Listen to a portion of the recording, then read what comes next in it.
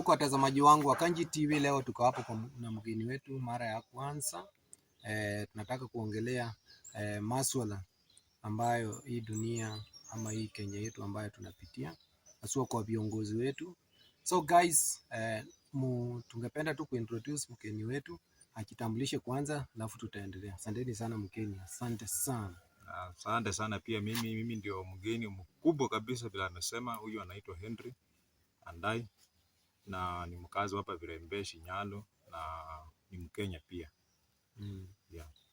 So nashukuru sana. Unaweza kuwa unasema unatoka hapa Shinyalu, ni nini imefanya haswa ukaamua sasa wacha niende kwa Kanji TV? Ni kwa sababu kama sisi wakazi wa Kenya ama Shinyalu, Kakamega County at large, tunangependa labda kama tunaishi, kuna wale ambao wako na uongozi ama those leaders leading us. Sisi tulipea wao sasa uhuru wa kuweza kutusaidia huko mbele kama viongozi wetu. Lakini sasa kuna baadhi ya vitu najua pia wale ambao wako karibu na wao hawezi waambia exactly what we want. So ni lazima pia sisi tunaingia, kwa sababu unajua Kenya is all about politics and everything in this world is all about politics. So politics my life. Yeah. So azua kwa wale viongozi ambao unaongelea, I think unaongelea viongozi kama MCS, MPs, senators, governors and president ama na wale women reps. Wote ni kwa ujumla, kwa sababu hii ni Kenya, na ukitaka kuangalia mambo ya viongozi unaangalia kutoka juu. Unajua viongozi ukianza kama wale viongozi wa chini, wale viongozi wa chini ukipesi na wao peke yao, sasa unajua ndio tutakuwa mpaka unaangalia kila mtu, kwa sababu serikali hiyo ndio kila kitu. Hao wote wakiwa pamoja ndio inakuwa sako, ndio inakuwa sasa ni kitu moja. So masuala yako ama ni nini haswa kikubwa ambayo kinakufikisha hiyo wakati sasa useme lazima nitoe hii? Ni vile tu kwa wale viongozi wangu, ni jinsi tu vile watu wanaishi maisha ya leo na kesho. Na tuko na matamanio ya maisha ya kesho. Tuko na watu pia wako nyuma, so ni mambo ya dunia tu, mambo ya leo na kesho. Hiyo ndio sasa uongozi. Yeah. So mimi nashukuru sana umeingia. So labda tutaanzia pale kwa viongozi ambao mimi natambua sana kwa wingi ambao wanatambulika kama MCS. Unaweza sema nini kuhusu wale viongozi wetu ambao wanaitwa MCS? MCS, mimi ni mtu wa Shinyalu. Sasa MCS, mtu wa Shinyalu, MCS wako wengi. Na hao wengine sijiwezi jua jinsi wanapofanya kazi makwao. But unaweza toa tu maoni yako kuhusu MCS. MCS, maoni yangu kwa MCS, kuna wenye wanajituma kufanya kazi, lakini chenye mimi naweza kuwaambia wakati tunapojitayarisha kwenda kwa uchaguzi mkuu wa 2027, wachape kazi. Na wananchi pia watawapea kura kulingana na kazi wanayofanya. Na wasikuwe wanakuja kuomba kura. Hiyo ndio shida tumekuwa nayo kwa muda mrefu. Wakati kama huu sasa, kama mwaka kesho wanakuja mbimbi kidogo, wakishapewa kura alafu sasa mnaanza kutafutana kama ni paka na panya. MCA sasa anakuwa kama sasa yeye ni panya, na wananchi sasa wanakuwa kama paka. So akiwaona kidogo imeipa. Unajua watu wengi wanakuona na wanataka kusikia maoni kuhusu hao MCS. Si unajua ukitoa maoni ndio hata MCA anaweza rekebika, ajua kwamba hapa chinzi ambavyo wewe unatembea, labda unasema huko Shinyalu ama palipopote ambapo huko, unaweza kuwa unasikia maoni kuhusu MCS. Labda uko pale unakaa pale unasikia maoni yake, labda wafanyi kazi ama wako tu, ama wako mbali na watu ambao wamewapikia kura, ama upande wako tu personally unaweza toa maoni yako, ili hata akikaa pale kwa ofisi anajua kwamba niko hapa. MCA wengi ni wengi vile nilisema, ni wachapa kazi. Kuna wenye wamezembea, kuna wenye wanachapa kazi, kuna wenye wanajua maana wa kuwa kiongozi. Lakini 70% of MCS, 30% ni wachapa kazi. Hao wengine labda ni kujitafutia wao wenyewe, lakini kuna si wote ni wabaya. Wengine pia wanapata na wanajua kwa nini wanataka nini yenye walikuwa wanataka, na wakapewa na wanafanya kazi kuhudumia ward zao. So mimi kwa maoni yangu labda mimi ningependa tu kufupi mimi nimesikia vitu mingi sana. Wewe kama saa hii tunaweza kukuweka kwa hii grupu ya Gen Z ama uko kati ama uko sasa kama hapo tulipita kidogo. Hapo tulipita kidogo. So wewe maslahi sasa wewe mimi ni mzee. Wewe ni mzee. Unaniweka kwa ile nia mzee. So unaongea kama mzee sasa ukitoa hapo mshauri, ukitaka kushauri kama nikishauri na shauri mpaka kule juu kwa sababu hiyo maneno yenye nasema ni ile yenye na si maneno ya Gen Z. Sasa hii ni maneno ya kusaidia. Pia Gen Z pia si ati ukikuwa Gen Z utakosa kuwa na usemi ama advice. Yaani namaanisha unajua advice tuko na siku nyingine tuko na watu wengine wamefika wakati unaweza kuwa unaambiwa na mtu alafu mtu anasema huyu mtoto mdogo ataniambia nini, unaelewa? Anakaa anasema sasa huyu anakiongelesha nini? Sasa msimuelewi. I think sijui kama umesha sikia ama unajua kitu kama hiyo inasumbua viongozi wengi, na tena pia si viongozi, ni hiyo kitu inasumbua kila mtu. Unajua sometimes it's good to listen as a country, as a family. Unajua vitu zingine tu unapoambiwa hata na mtoto mdogo just listen, kwa sababu ukishajiweka kwa ile kiwango ya kusema wewe sasa kila kitu unajua, kuna baadhi ya vitu mingi sana utapoteza, kwa sababu mtu mwenye anasikiza si mpumbavu. Kusikiza ni kutafuta maarifa. So pia tena tukisonga tu juu, unaweza toaje maoni yako kwa hawa viongozi ambao hawa members of parliament au MPs? MPs not unless you be specific kwa specific. You know I'm from Shinyalu. Yeah. You know that.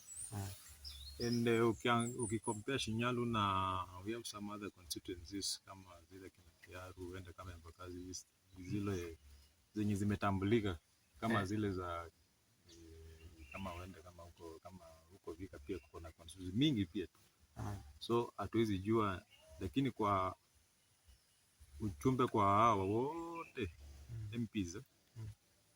MPs yafaa waweke ile discipline kwa bunge. Waweke discipline kwa bunge, wasikuwe wanatumika kwa kupitisha mswada pasipo kufuatwa sheria.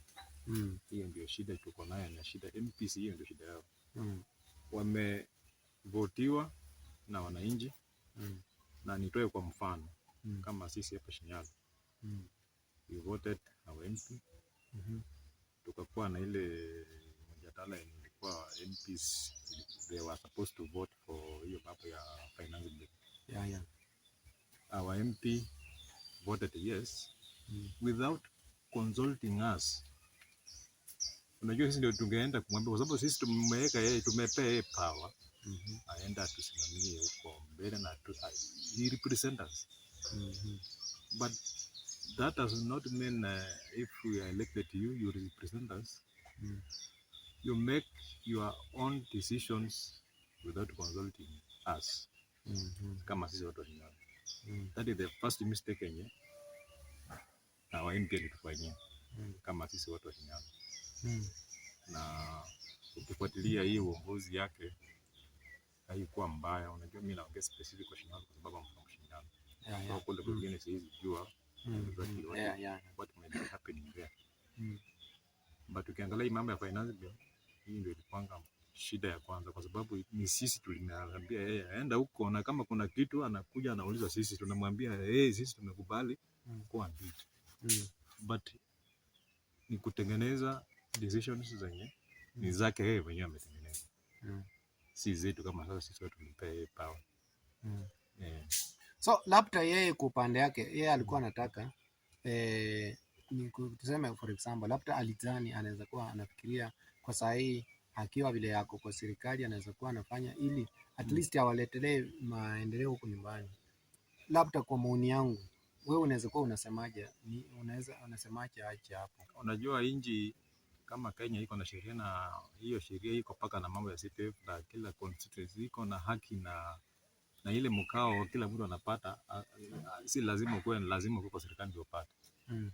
Na kuna viongozi wengi sana wenye hawako kwa serikali na wao pia wanafanya tu vizuri tena.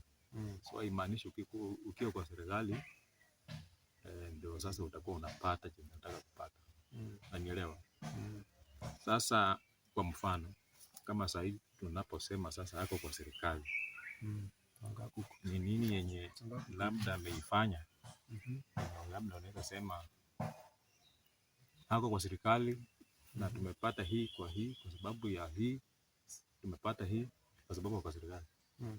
Mimi kama reporter, mimi kwa upande wangu mimi nimesikia vitu mingi. Hata nilikuwa natamani at least siku moja tukikaa tukutane na yeye, kwa sababu watu wangu wengi ni watu wa Shinyalu na pia ni watu ambao wanamfuata sana. Nilikuwa natamani hata kama inaweza fika wakati siku moja tukutane na yeye, tukae vile tunakaa hivi, watu wamsikize, atuambie labda tuko na nini mingi ambazo ameshughulikia, kwa sababu nimeona wamemuita, nikienda kama pali nasikia wanamuita mzee wa makorofa. Unaweza kuwa unachangiaje kuhusu hiyo makorofa, kwa sababu anasema anafanya mambo na education na makorofa. So unaweza changia pia tujue ni ukweli ama ni kusema. Kwanza kabisa ni hapo mahali penye wakati umeniambia unasikia watu wanamuita mzee wa makorofa. Hiyo mambo ya kujenga makorofa kwa shule si kazi mbaya kama kiongozi. Yeye anafanya vizuri, watoto wapate mahali pa kukaa wasome. Lakini sasa shida ni moja ama mbili tatu kulingana na huyo uongozi ya kujenga korofa. Korofa si mbaya, hata sisi tunafurahia wakati unaona anapojenga makorofa kwa mashule. Hiyo ni mzuri. But haitoshi. Kwa sababu gani? Unajua unapojenga zile mashule za wanafunzi kwenda kusomea ndani, haimaanishi umeshamaliza chenye sisi tulikuambia uende ufanye. Hapana. Wakati unaposikia watu wanaposema mzee wa yule mtu wa magorofa, ni kwa sababu the problem amedivert kila kitu, all development yenye anaona anaweza fanya. Sasa ni hiyo ndio unaona watu wanasema mzee wa magorofa. Si ati they are against about that magorofa. We are happy about it.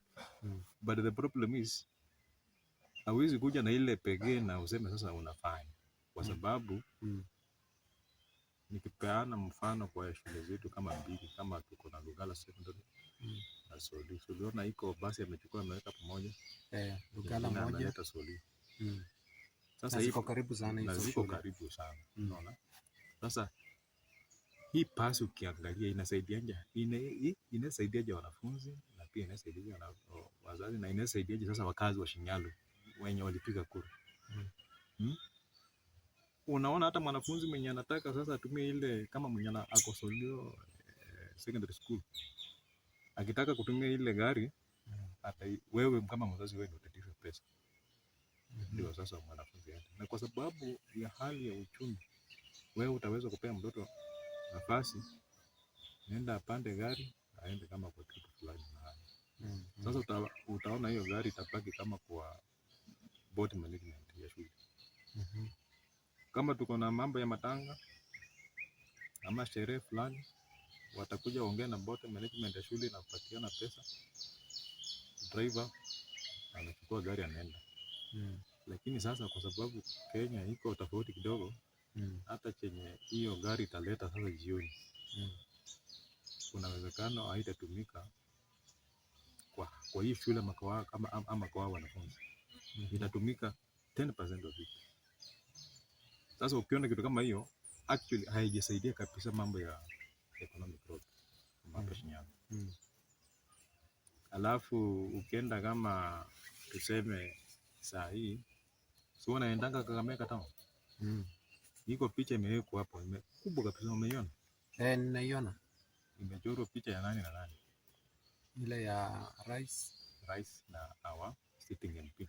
Yes. Sasa ukiangalia kama kwa hiyo picha, utaona kuna project zenye mheshimiwa wamechora hapo chini. Uende ukiangalia kwa makini. Na zile picha ile utaona hii barabara ya kutoka Chepsonini airport hii Mranda to Chepsonini. Utaona kuna barabara nyingine ya kutoka hapo Shibuye uenda hapo Kwanzaka mpaka Mkutitsa. Utaona ile barabara ya kutoka hapa ukiwa hapo Kaega Malimili ya kutoka kutoka Shibiko chini. Alafu kuna barabara ya kutoka hapa Mseno ukienda mpaka Kaimosi. Hizo ni barabara zote zenye zimeandikwa. But it is so challenging as a leader. Hakuna haja ya kwenda kuweka picha kwa mahali penye kila mtu anaona na unaandika chenye unafanya. As a leader wewe tengeneza tu hiyo barabara yenyewe tu, si watu watajua. Ukiweka kama umeandika hii umefanya hii umefanya hii, unajua watu ukiandika, unajua kuna tofauti ya kufanya kitu na kuweka kwa maandishi. Hiyo ndio problem yenyewe iko sasa hapa Shinyanga. Hizo vitu za kuandikwa yes zimechapishwa zote kabisa, hizi barabara zote vile zinazitaja hizo zinafuatana. Lakini kuna tofauti ya kufanya kitu na kuichapisha na kwenda kuweka mahali. Sasa angekuwa labda kwa vile mimi mwenyewe natafakari, hizo barabara zitasemwa zinatengenezwa, zingetengenezwa tu hata licha. Unajua hii picha inalipiwa pesa mingi. Nasikia Inalipiwa pesa, na unajua kwa mfano mheshimiwa angejua hizi mambo ya bursary, hakuna pesa ya kulipa kwa shule. There is no need angesumbua wewe na mwanafunzi. Uende utafute ile forms unachaza zinaenda na hakuna bursary mtoto unapata. Angeaja tu aseme hii kitu hakuna pesa. Unajua inaeleweka kwa sababu hii yenye umeenda umechaza, umesumbukana, umefanya namna gani alienda vitu. Tukisalia hapo 2023 kuna pesa watoto walichaza bursary hawakupata. 2024 kuna wanafunzi walichaza Shinyalu mzima hawakupata. Shinyalu mzima haikupata. 2025 haikupata. Saa hii tumechaza tena and we are not sure about it. Hatujui itakuwa kama ile miaka ingine ama hii sasa, kwa sababu tunakaribia uchaguzi. Sijui kama tutaipata ama itafuata tu vile vile zingine zilikuwa zinachazwa na zipewana. Lakini sasa kama wewe ni kiongozi, so kwa ufupi unamaanisha mzazi anaenda na struggle, anaenda ofisi, anachaza form, baadaye ikishaenda huwa haikuji na matokeo. Wewe ni mkazi wa Shinyanga na unajua kuanzia mimi unajua bado sijafikisha hiyo kiwango ya, lakini naweza kuwa nasikia maoni. Unasikia maoni. So ningependa ni kujua tu zaidi, kujua zaidi kwa sababu pia huwa anafaa achue pia hizo form watu wamechaza na huwa azirejei. Tuko na vitengo ambazo watu hupewa na unapata hizi zingine zimekuwa useless ama naweza proof aje hapo. Mwaka wa 2023 wakati wanafunzi na wazazi walipochaza zile forms, bursary forms, hawakupea chochote. 2024 tukafanya the same na tukupata chochote. 2025 tukafanya the same na tukupata. 2026 tumechaza already na ziko already submitted and we are not sure kama tutapata tena. But kwa kiongozi kama wewe unapenda watu wako na walikupea kura, si unawaambia hii mambo ya bursary hakuna pesa. Kuna haja aende uchukue mafomu uchaze, kuna ribu nafasi ya watu unachaza na hakuna. Iko maana ya kwenda kuchaza sasa kama hakuna. Hakuna haja ya kwenda kuchaza. Sisi ni watu wa kuelewa pia. Kwambia hakuna pesa. There is no problem. Pala mama na shosho huko nyumbani anang'ang'ana na tu forms na wanafunzi nachaza hapo wanang'ang'ana kabisa. Wanarudishia mahali penye umetoa hizo form. Kama ni kwa chifu kama ni wapi wanarudisha. Na mnangoja hakuna kitu. So mimi nikisaliwa tu pale kwa MP. Hapa tu kwa MP. Nilikuwa napitia kwa sababu mimi wanatembea hapa na pale. Mimi kama kwa mtangazaji huwa napita sehemu kadhaa. Ni nini inafanya SUA Shinyalu iko chini kwa maendeleo? Shinyalu imetengenezwa na msingi na haijakuwa chini kwa maendeleo kutoka hiyo wakati Fredrick amechukua. Ni kwa sababu viongozi wenye sisi huwa tunapata ndio huwa wanafika mahali wanatufinya kidogo. Hawaelewi kabisa chenye wafanya waende huko kututetea sisi. Sasa mtu akienda anaenda kufurahisha rais. Kwa mfano tumekuwa na mchungaji juzi alikuwa anaenda kanisa na nilipata nafasi nikamuuliza, hii barabara ya kutoka Muranda mpaka Chepsumei ilikuwa imesemekana inaanza kutengenezwa na saa hii tunaona wale watu walikuwa wanatengenezwa wameshatoka wameama. Akasema hiyo mpango iko, pesa ilishatoka na kila kitu, mwanakandarasi ameshachukua kandarasi, kila kitu iko sawa. Hata si unajua hata hapa kama Virembe, si unaona hata iko kiwanja amechukua, wamesema watakuwa wanaweka hapo vile nini. Si kitu mbaya, lakini the problem chenye tulitaka kujua kwa nini haiendelee, walisema iko mvua, lakini sasa kufikia mwezi wa 8 akasema kuanzia mwezi wa 8 hiyo barabara itaanza kutengenezwa. Lakini pia tukapata nafasi kumuuliza tena, na hii mwezi wa 8 yeye akoshua aje mvua itaendelea kunyesha? Assuming or suppose mvua imeanza hata mwezi wa 8, si mvua inakuwa sisi hapo Shinyanga tunaonanga hata mwezi wa 8 mvua iko tu. So inamaanisha ni kitu yenye kama ni mvua inafanya wasitengeneze barabara. Na hizi barabara zingine zote zilikuwa zinatengenezwa. Unaona hata highway ya kutoka hii ya Chava Kisumu Kakamega. Zilikuwa zinatengenezwa kila siku. Mvua ikuwa ikose kuwa. Lakini sasa utaona hii yao ya kusema mvua mpaka mwezi wa 8, hiyo inaitwa delay tactics. So we don't know what is not happening, but I do believe mheshimiwa wewe mwenyewe anajua exactly what is happening on that road. Lakini ukienda kiundani hiyo barabara imepewa muda. Mimi kwa upande wangu mimi before hatu endelee, kwa upande wangu nina kwa uchuzi ambayo mimi huwa natumia, niko na vile nimefuatilia kidogo, wakasema hiyo pesa imepewanwa shilingi milioni 199 na 80, I think hapo tu milioni 199 ndio zimepeanwa kwa hiyo barabara yetu ya Shinyalu to Chepsonoi. Na kama zinaweza kuwa ziko na at least unajua, kwa kama mimi ningekuwa naona nguvu, at least ingekuwa hata imeshikwa na nguvu, iko watu wako busy, yani hata kama ni mvua wana pass kidogo. Kama pesa zingekuwa ziko, tunaweza prove aje hizo pesa zimepeana. Sasa hapo ndio nimekuja nikasema mheshimiwa anaelewa vizuri sana chenye anafanyika kwa hii barabara, si ati anakosa kujua. Lakini pia yeye pia hizi sema what is exactly happening. Yeye lakini anaweza jua, kwa sababu ni swali lingine ngumu sana yenye yeye mwenyewe ndo anaweza kuwa anajua kama hii pesa ilipewana na watu wakachukua pesa, mkandarasi akachukua pesa na kila kitu imeshakuwa sawa. Lakini nilikuwa nikijaribu kufuatilia kwa mtandao hii contract wakati walipatiana. Hii ni barabara yenye ilikuwa yafaa ianze hii mwaka ya jana 2024, lakini itaisha 2030. Lakini kitu yenye imefichwa ni kuambiwa tu itatengenezwa. Hatukatai, inaweza kuwa furaha yetu itengenezwe. Lakini si moja pekee, vile zimeandikwa tu. Hata kama ile ya kutoka hapo pia Mseno iko ikiteremka Kainasi iko pia. Zote zikitengenezwa, we have no problem about it. Sisi nia yetu tunataka zitengenezwe. Lakini kuna mwenye anajua zitatengenezwa lini, lakini hataki kusema kweli. Sasa wewe utaambiwa itatengenezwa kesho, na hiyo kesho ikifika itatengenezwa. Kwa mkutano yenye imefanyika Solio juzi nilikuwa nafuatilia, mheshimiwa akasema before 2027 hii barabara itakuwa imepita Shinyalu, iko kwa msitu iko. Na rais alisema wakati alikuwa Shinyalu, alisema atarudi tena kufungua hiyo barabara kabla ya uchaguzi mkuu 2027. Hiyo ni maneno yao.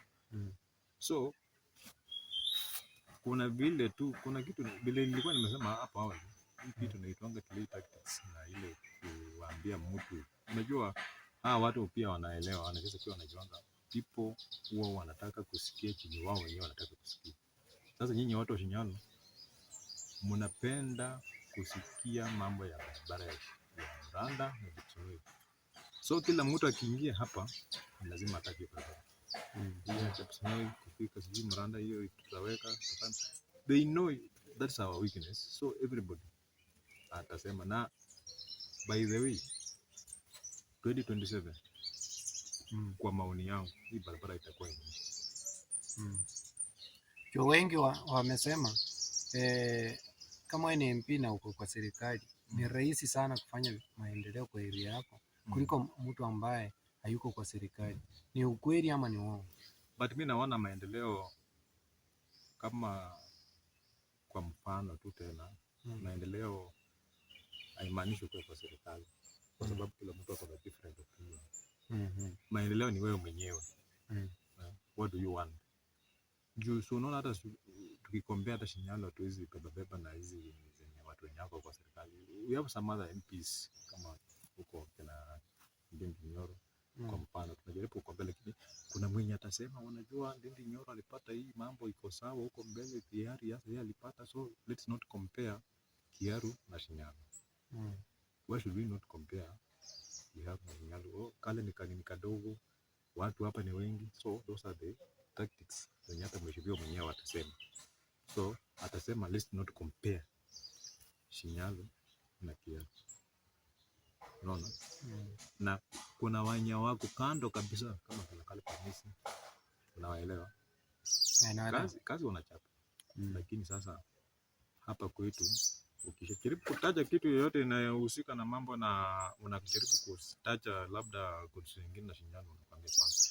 So unaona hata kama huyu Shinali huyo wa Ikolomani, watu wengi wanapeana example sana na Shinali. Leo tuwete kama na Shinali. Unaona kama wewe ni mtu umetembea kidogo hapa na Ikolomani si mbali. Mimi hata karibu na kwangu huko hata niko na namba. Nenda uulize Dimpi Nzero alipata pesa leo. Watasema na hii sasa kuna Shinyalo wewe ndio ipatangi peke yake. Pasa. Wewe ipatangi. Kwa sababu pesa zikishaanza kupatiwana na hao watu wa Ikolomani wanapata na wengine kidogo, lakini kifika hapo kidogo inakuwa na shida kidogo, kwa sijui nini kilifanyika, hiyo pesa tukakata yote tusiweke kwa pesa. Sasa vitu kama hizo alafu kitu itakuja hapo tunajenga shule. Kujenga shule si mbaya, lakini hata ukijenga shule na wanafunzi hawalipi, hakuna pesa kwenda kusoma kwa hizo shule hizo classroom, you are not helping. Hawezi jenga tu shule watoto wasome. Unajua hiyo pesa, mimi tangu nianze kukaa mkubwa tuko na watu wengi sana. Ukipita unajua sometimes ukiwa reporter wewe unaangalia ground tuko na watu wengi sana ambao walikuwa wanasema hii pasi ya pili wachana ya kwanza ameleta pasi itapitia wapi? Nikauliza sasa ameleta pasi kwa shule. Sasa ilikuanga ngumu, tukawa tuna furutani kaacha. So sijui ni kwa nini hao watu walikuwa wananiuliza ile swali, kwa sababu hii ya maendeleo walikuwa wanahitaji barabara, wasilete pasi. So unajua ni changamoto fulani hapo. Unajua kuna vitu inaitwanga economic activities. Na kama wewe ni mbunge yafaa upesa na hizo vitu. Unajua pasi is not one of the economic activities. Kwa area yake hiyo si economic activity. Hiyo ni mambo ya usafiri ya shule. Lakini nimekuambia pia wakati nilipoanza kusema hii gari haisaidia hata shule, inasaidia individuals kwa hiyo shule. Nakwambia hata wewe mwanafunzi hii itabeba watasema wewe upatie na pesa, na si pesa kidogo, watakuuliza kama hata 1,500 2,000 sijui wanaenda wapi. So utaona hata mwanafunzi bado, hata mwenye anasoma bado ni shida. Hata wangechukua gari nyingine ya kutoka nje, lakini gari moja kwa hii shule zetu zibili ingekuwa hata gari moja, alafu hizi pesa zingine zinafanya kitu kingine.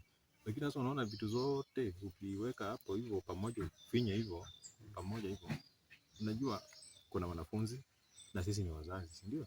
Hao wanafunzi wamepewa pasi, wamejenga makorofa, na sasa wewe sasa mtu mwenye unatafuta fees na uko na watoto wengine labda hata wasomi kitu kama hiyo, wewe una benefit aje na mambo ya kujenga shule kuzengea? Na wewe ndio mtu mwenye una play part kubwa sana kwa mambo ya economic development hapa Shinyalo.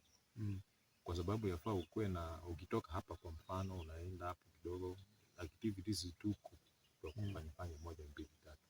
Lakini kila kitu kama imefinywa na mbunge sasa nowadays. Hapo nyuma alikuwa kidogo, wakati alipata ako kwa hii dunia hii chapa ya mkabate ilivunjwa hivi. Unajua mara ya kwanza tulikuwa tunasema let's not vote Kizito, let's not vote Bisamula, let's try mtu mwingine mwenye atakuja mwenye atatufanyia kazi. Na hiyo ilikuwa sisi wenyewe ndio tulifika mahali, hata wao wenyewe wako na sisi wenyewe tulikuja na hiyo idea kama watu wa we voted those people and by then Kizito was the sitting MP. Alikuwa namba ngapi?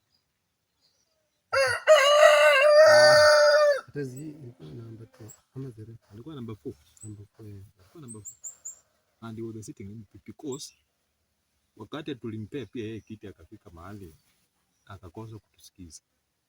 Vile Fred anafanya hivi. Vile Fred anafanya hivi. Those the same questions zilikuwa tunajaribu kuuliza mheshimiwa, lakini sasa hakuwa anaelewa.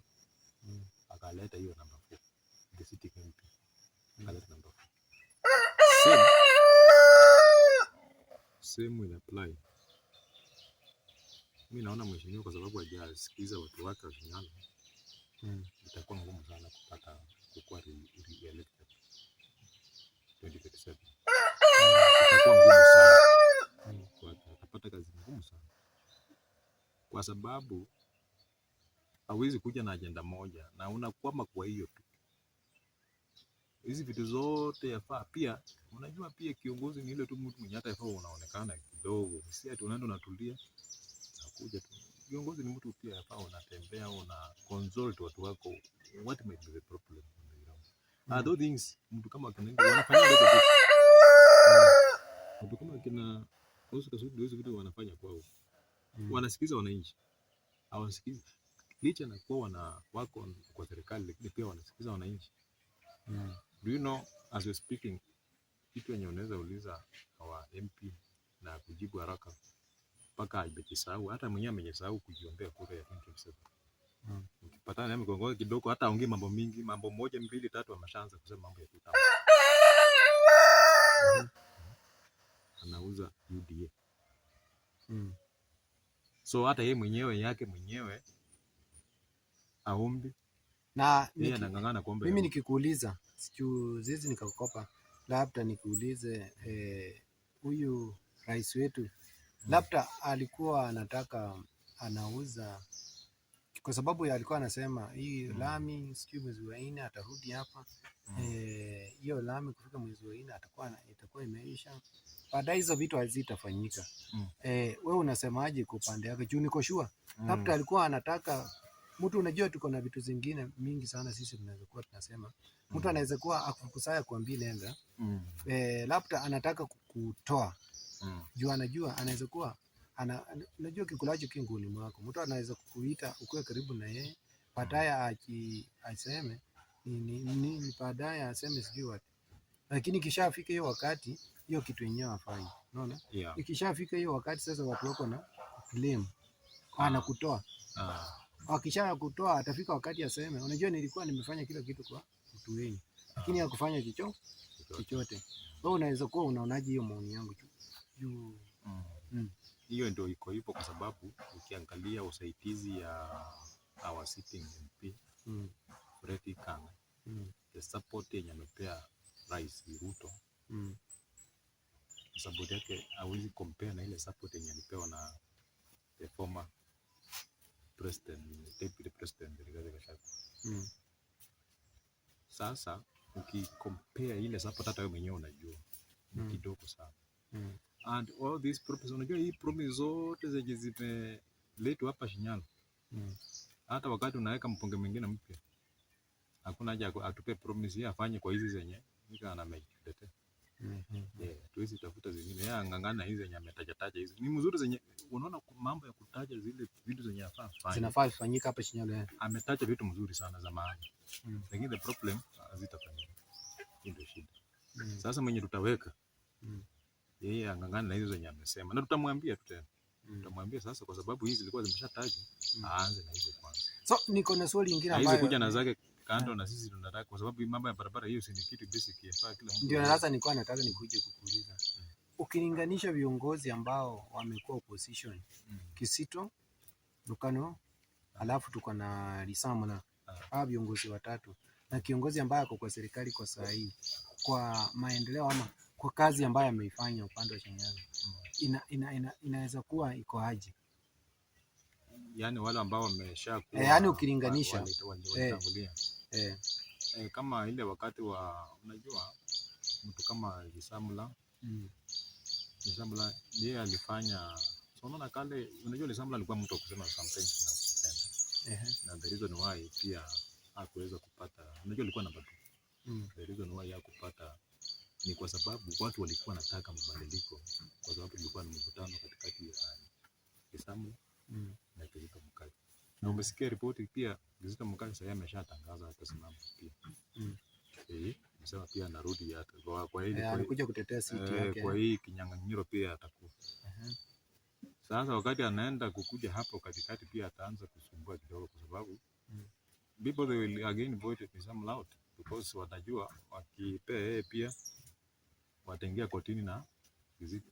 Hiyo ndio problem.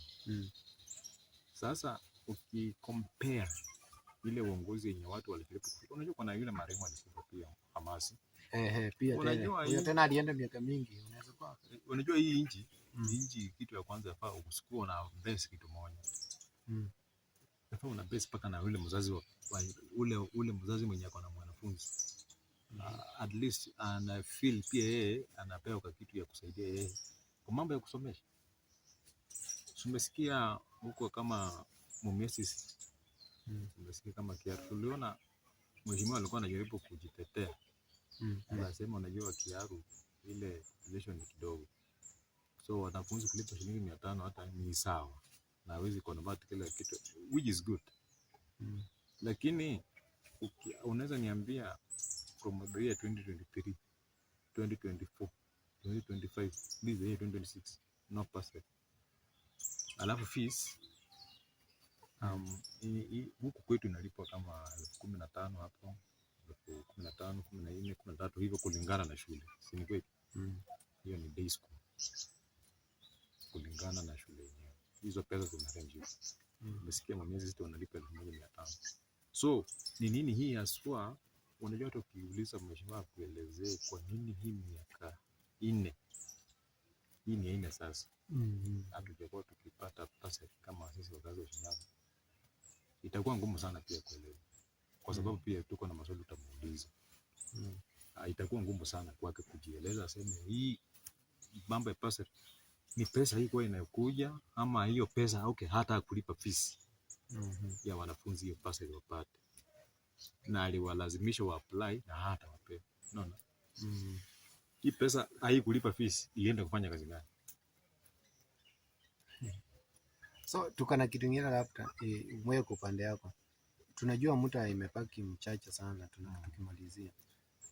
Wewe unaweza mwambia anaweza fanya nini ndio at least watu warejeshe imani yake kwa watu kurejesha imani kwa our sitting MP Fred Ikam. Alisha mess. Unajua tukitaka rejeshe imani, hatutaki zile mabarabara ameandika huko Kakamega, ukienda umeona barabara sijui Malindi, sijui ile ya kutoka Museno. Hizo barabara mingi za kutaja ni za kazi gani? Si wataja hata barabara moja. Kwani wewe ukipima hii Kenya, Sinyalo si ni constituency na Uganda Kakamega, ndio? And we have some other constituencies under Kakamega County. Hizi barabara zote tumepromisiwa Sinyalo. Wewe hauwezi angalia hii inaweza kuwa kama ni kwenda Kaukora ndani kidogo. Hii barabara ni mingi sana kwa Shinyalo. Na ukiangalia mtu mwenye yako hapo anasema ana support our sitting president. Support yake ni kidogo. Kwa sababu hata si hayati Raila Amolo Odinga mwaka uliopita hiyo 2022 si ndio alipita kura hapa. Na hapa rais akapata kidogo. So pia yeye pia anapima kidogo. Lakini kulingana yeye ameshaangalia huyo sitting MP, anajua ni mtu wa kupangwa. Lazima pangwe kidogo mpaka anapangwa. So hii mambo nimerudi mahali penye ulisema ni kama ilikuwa kama ni story ama ni setup. Unajua kama ni setup. It is true. Ameangalia ameona huyu ni wa kupangwa. Na ameanza kumpanga. Ndio.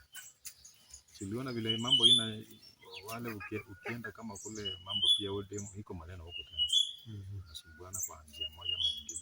Sasa kama hapa Shinyalo shida tuko nayo ni wakati nikikukumbusha na sisi wanataka na mambo zenye zimetajwa na rais hapa Shinyalu na mbunge wetu hapa.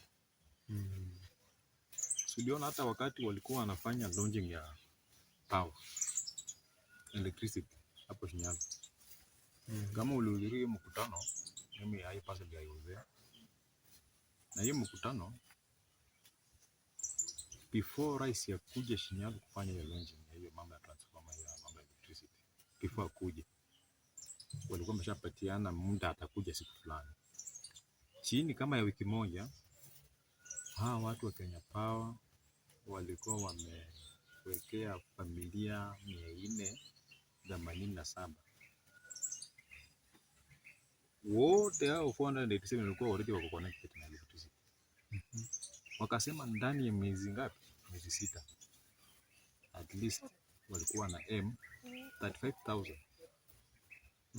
Wakazi wa Kakamega sasa county. 35,000 watakuwa families. Watakuwa kwa connected na electricity. The same day wakakuwa wameshatoa pesa ya Shinyalu ilikuwa imetengewa 80 million ya kutengeneza hiyo stima. Watu wa Shinyalu peke yao walikuwa wamewekewa 80 million ya kuunganisha stima hapa Shinyalu. Wewe ukijaribu kupima hata mimi unajua kuna siku walikuja hapa mimi baada hata sijaleta.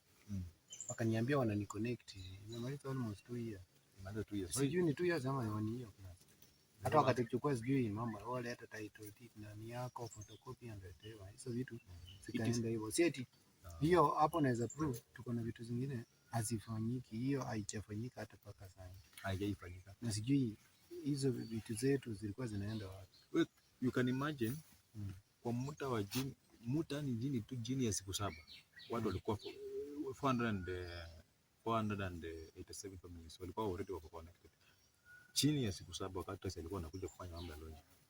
So wakati waliacha pesa, sijui kama waliacha pesa ama waliacha pesa ya hewa, kwa sababu ukiangalia rate yenye watu wanaweka kitu hiyo mradi button, lakini ukiangalia rate yenye wanaenda nayo ni ile ya kuwekea watu tu kuficha watu mali kidogo, lakini I was expecting by today at least kila mtu angekuwa ameshafikiwa, wamebaki wale wachache, lakini kitu kama 70% of people walikuwa wameshafikiwa families.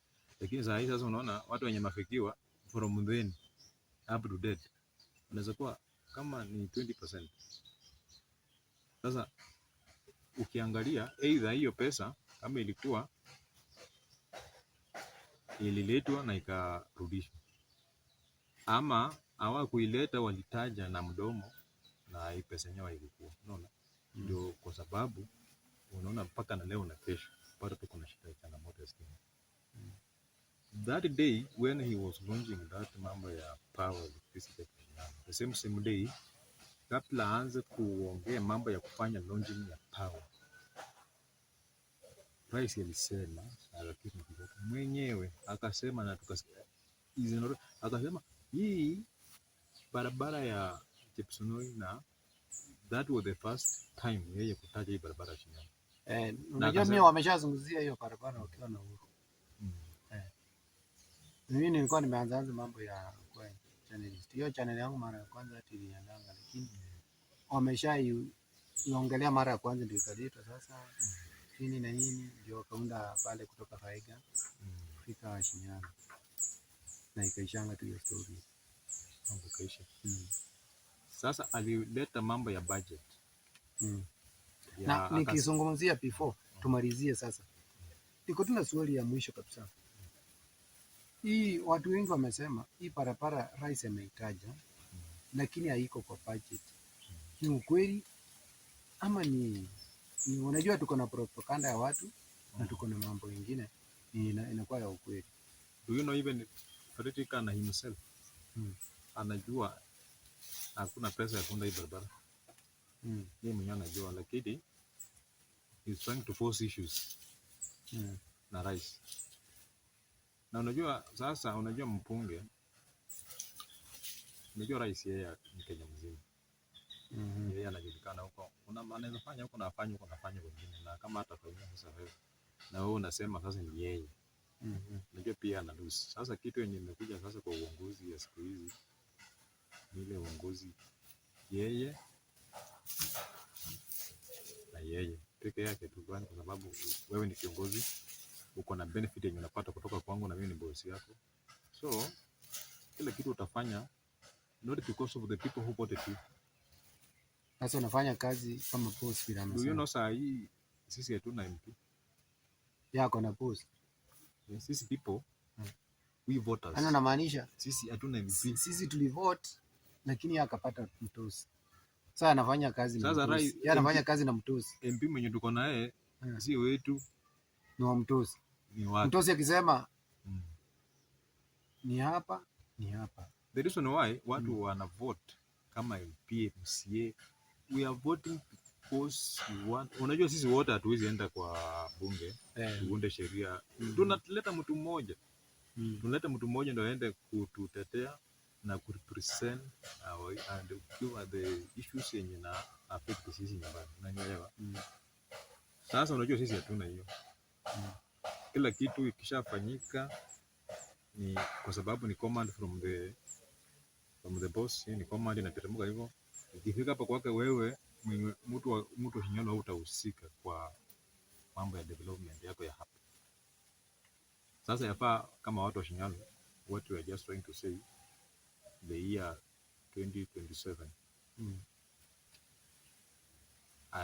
unajua anybody, unajua hata wewe ukisimama hii kwanza hii ya MP and believe me, the year 2027 our sitting MP atakuwa number 4 ama 5 asipochunga, ataleta hata 5 among the horses here hata ayu hapo karibu yeye ako huko mbali sana. Ni kwa sababu ya hii mambo ya kuongea, na mimi niko very sure utaona ikifika hiyo wakati utaona kale kalami katakuwa kamefutwa kidogo, kamefikishwa kama Shinyalo hapo ama kanapita pita kama hapa kidogo, wanasema tukipewa hii nafasi tutamaliza. Na unajua wa Kenya sasa wote sasa wamekuwa ni kama wako na akili. Unajua already they know hawa watu wanataka wataivuta kidogo. Wakishaivuta kidogo alafu watasema wataka wamalize. They know already. So hii barabara hakuna mwenye atakuja kujenga na apate kura kwa sababu hii barabara, hata kama ataijenga ngumu, kwa sababu kujenga barabara imaanishi inatosha mambo ya kura. In fact hii barabara imechelewa kutengeneza, so hauwezi kuja na mambo ya barabara useme hii inatosha upewe kura tena. Kuna vitu mingi sana zenye watu wanaangalia ndio wanapelekana kura, na zote amepata kama 1 2 peke yake, na hizi zingine zimebaki kama 90. Sasa hiyo sasa tutafanya nini? So naona hii pia tena ni ngumu. So guys, asante sana. Leo tumekuwa kwa mazungumzo na kijana wetu hapa mmoja ambaye tulikuwa tunachambua mambo na siasa. So niko sawa, tumeanza sasa hizi mambo zetu, tutakuwa tunaendelea kufanya one by one pamoja, tujue ni nini inafanyika kwa ground na nini tutakuwa tunachambua siasa pia. So nashukuru sana. Last ungependa kuambiaje watu? Last ningependa kuambia viongozi iwapo wewe ni kiongozi umechaguliwa na wananchi, hutumia wananchi. Na ukitaka kuona kama wewe ni kiongozi na unataka kuona kama wewe ni popular, njia rahisi sana ya kujua, kujipima wewe mwenyewe kama uko popular, itisha mkutano, utaona wananchi wanafanya nini, wanahudhuria hiyo mkutano. Lakini unapofika wakati wa kuanza kuonga wale supporters wako na sijui wapewe pesa sijui nini ndio wakuja kwa wahudhuria mkutano, wakuja kupigia makofi, then you are not popular. Most politicians wanafanya hivyo, wanachukua goons whatever, hizi mambo zinaendelea Kakamega County Moso, kwa wale ambao wanataka kama huyu gavana, hizo mambo ziko mingi. So viongozi wewe ngangana kuwa popular wa ground. Ground hapa sisi ndio tunapatiana sasa power, si huko vitu za mnatafuta sijui watu wanasikia mtu ameenda kuleta out kutoka Mumias kuja apigie yeye makofi sijui kwa mkutano. That means you are not popular. Be popular naturally. Kama vile hayati mheshimiwa hayati Raila Amolo Odinga alikuwa anaenda, in fact mtu alikuwa anapanda pikipiki na pesa yake mwenyewe na gari anaenda kwa mkutano, si ya kulipa pesa sijui kisha lipa ndio watu inapanga. So viongozi nyinyi mchukumike, mchape kazi, na atuongei kwa sababu tuna chuki na nyinyi, hapana. Tunajaribu kuongea kwa sababu ni haki yetu pia tena kuongea kwa kumuhimiza tu, sisi ndio tunapeana power, power belongs to us.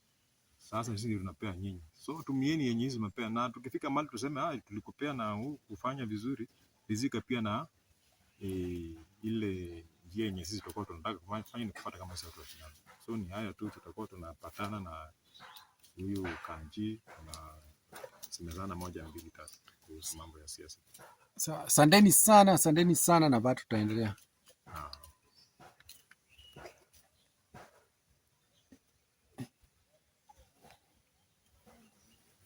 Fanya